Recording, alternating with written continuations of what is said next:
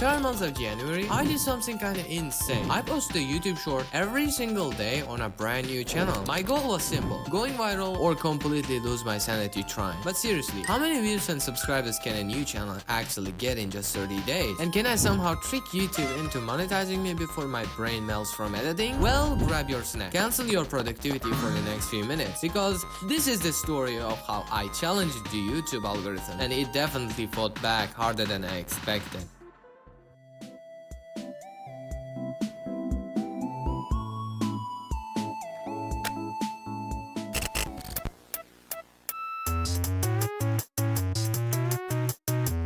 Level up!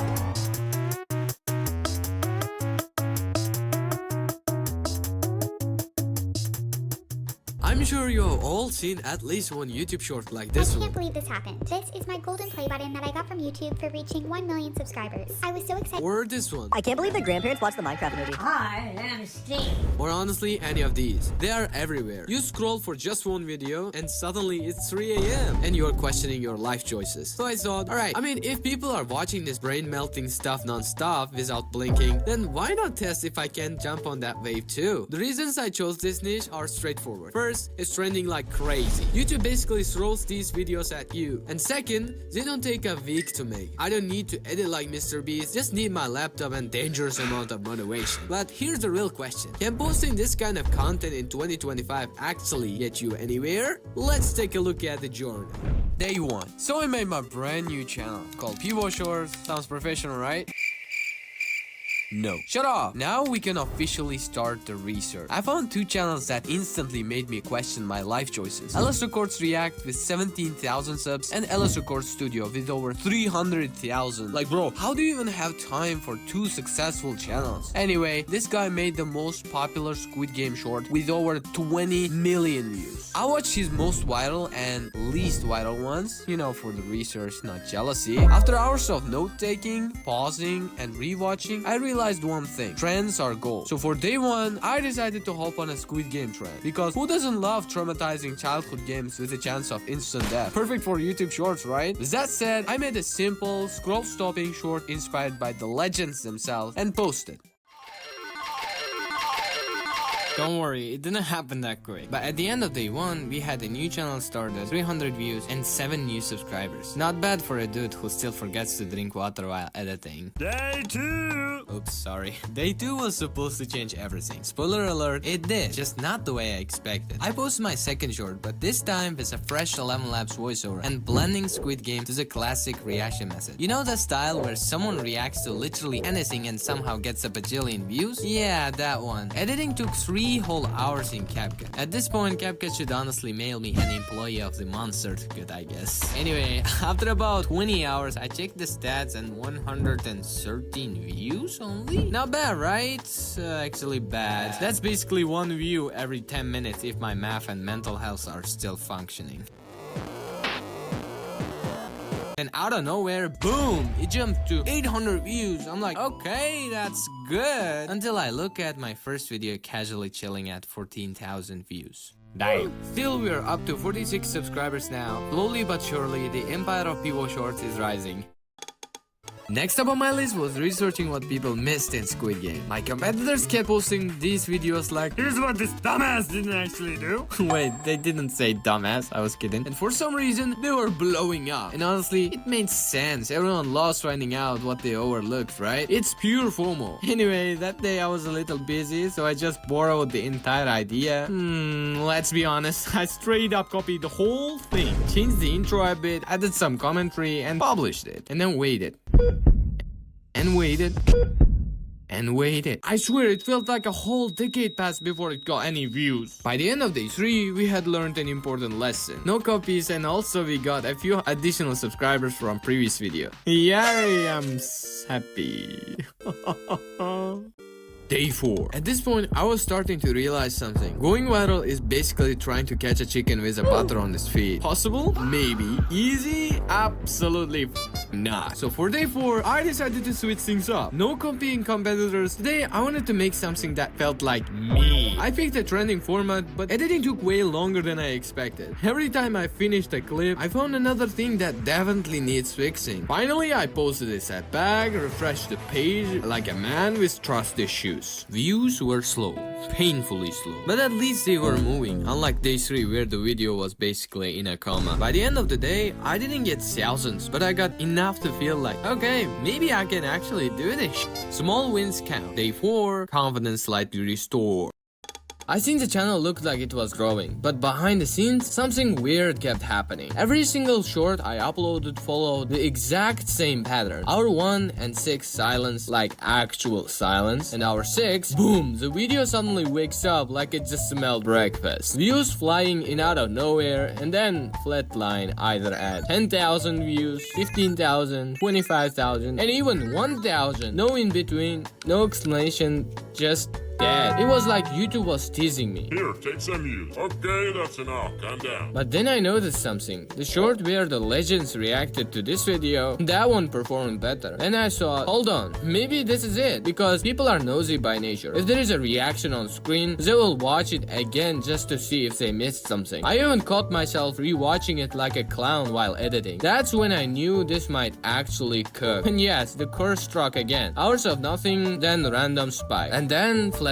But this time, it flatlined at 19,000 views. Doubled my usual death point. Not only that, we gained 89 subscribers in one day, pushing us straight to 155. For the first time, it felt like a PO short wasn't just a random side quest anymore. It felt like something was finally clicking. Everyone wants millions of views, but nobody talks about the real problem you hit the moment you actually start growing. Posting shorts every day honestly messed with my sleep a bit. I was chasing views, refreshing analytics, and at some point I realized something. As creators, we don't just post videos, we're actually building something long term. Maybe it's a merch one day, maybe a product, maybe a full store with your own brand. And when I start thinking about that, one small but important detail came up. The store link itself. Because let's be honest, if your link looks like someone smashed the keyboard, nobody's typing that, right? If I ever tell someone this is my store, the link can't look like a math test plus 4. It has to be clean and clear, so people instantly understand where they're going. That's where today's sponsor,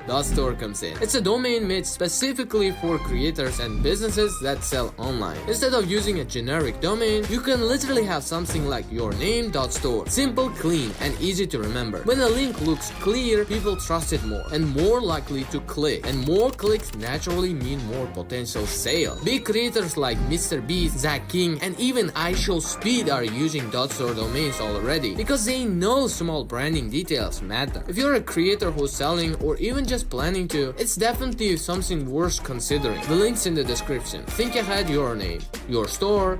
Sell more with .store domains.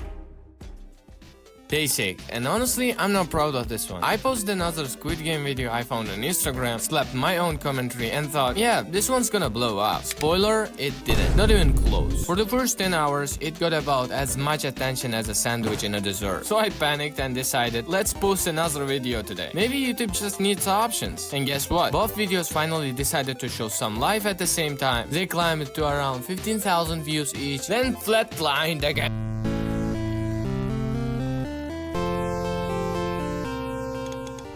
The first week of the challenge is officially done. And don't worry, I'm not evil. I'm not making you watch a 7-hour recap, so we are speeding this up. While doom scrolling for research, trust me, I kept seeing these AI chaos videos going insanely viral. And I remember watching one and thinking, bro, what am I even looking at? But somehow my brain refused to let me scroll away. That's when it hit me. If this nonsense is working, why not borrow a little inspiration from the niches that are absolutely cooking right now? So I took the chaotic energy, shamelessly copied copied the style and injected it straight into my Squid Game AI chaos shorts. Did I have a plan? No. Did I have confidence? Also, no. But I told myself, if it blows up, I'm a genius. And if it flops, I'll call it an experiment and act like this was all very intentional. After a couple of coffees and some dangerous levels of optimism, I checked my analytics and in the first 24 hours, it got 8.2k views, which is that awkward zone where you're like, are we cooking or is this still just war? But then it just blew up and suddenly people are watching, commenting, and even engaging like real humans instead of silent NPCs. Are you an NPC? So yeah, it was chaotic, slightly unhinged, and definitely risky. But at that point, things were getting way too interesting to stop. Week 2, and I decided to get chaotic again. I'm on YouTube's homepage like I'm shopping for ideas, scrolling and thinking, please algorithm surprise me, and boom, this video pops up. I click, and 10 seconds in, I'm already like, nah, why is this not viral? So I drop a comment, hey, this actually deserves attention. I wanna repurpose it with full credits. Then I sat there waiting like a man who just sent a risky tag. 1 minute, 3 minutes, then ding.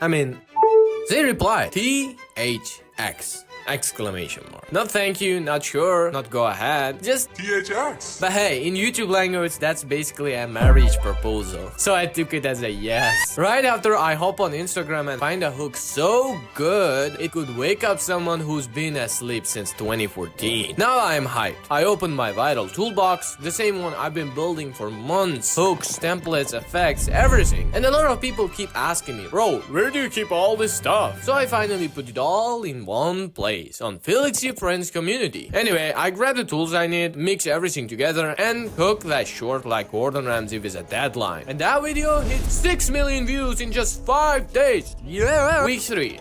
Let's take a look at the Caseblocks channel, our new competitor. And yeah, you can already tell what they are doing. Mostly Squid Game style, trending Instagram reel, simple commentary, nothing crazy. But then I noticed something weird. Look at these two shorts side by side. One has about 400,000 more views than the other, but the smaller one has 6 times more comments. And that's when the dangerous thought hit my brain. Should I start doing engagement bait? Like, can I just trick people into commenting and magically get an extra 4 million views? My brain said yes. YouTube Angel said probably not. But I didn't listen, so I made a short about Thanos. Why? Because everyone loves Thanos, right? Half of the internet would fight him, the other half would defend him in the comments. Perfect, right? I posted, and it flopped hard. Like 1,400 views. That's not a flop, that's a historical fail. Literally the worst short I've ever posted yet. But then, after 2 days, it blew up. The video started pulling insane views. Comments are everywhere, notifications going crazy. My phone was vibrating like it has unfinished business. And finally, the day arrived. I finally, officially crossed 10 million views. Plus thousands of new subscribers, of course. I opened Gmail, clicked apply, heart beating like I was opening exam result. Then I see this. Build your channel history. What the? Excuse me? Build my channel history? Is YouTube crazy or am I? At that moment, I made an excuse to just calm myself down. I told myself, okay, maybe I blew up too fast. Maybe YouTube was like, buddy, relax, you just arrived. I kept posting for another 2 months, and honestly, that's when I started getting nervous. At this point, it looked super suspicious. I genuinely felt like I was losing money left and right. It was ridiculous. So I did what any desperate creator would do. I went to Twitter, I started spamming YouTube's username about this problem. One tweet, then another, no response, nothing. Why are they replying to creators with 300 subscribers who got terminated but ignoring me? What is this? I was heated. Then suddenly a horrifying realization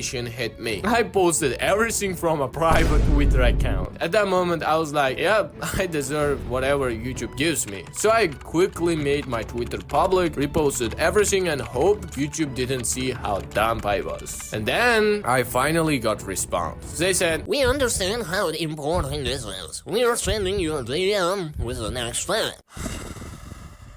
Yikes. So I got this email and started chatting with YouTube creator support, and they just kept telling me the same thing over and over. Verify your identity. There are other options as well. Great, amazing, love that. Except here's the problem. In my country, those other options don't even exist. So congratulations to me. I unlocked an exclusive option. Then after a while, I found a guy on Twitter who had the same problem. And for the first time, I wasn't alone. Like finally another soul in the same YouTube prison. And the crazy part, he actually managed to fix it. But yeah, that story, that's for another video. So make sure you subscribe and comment watching if you made it till the end. Take care.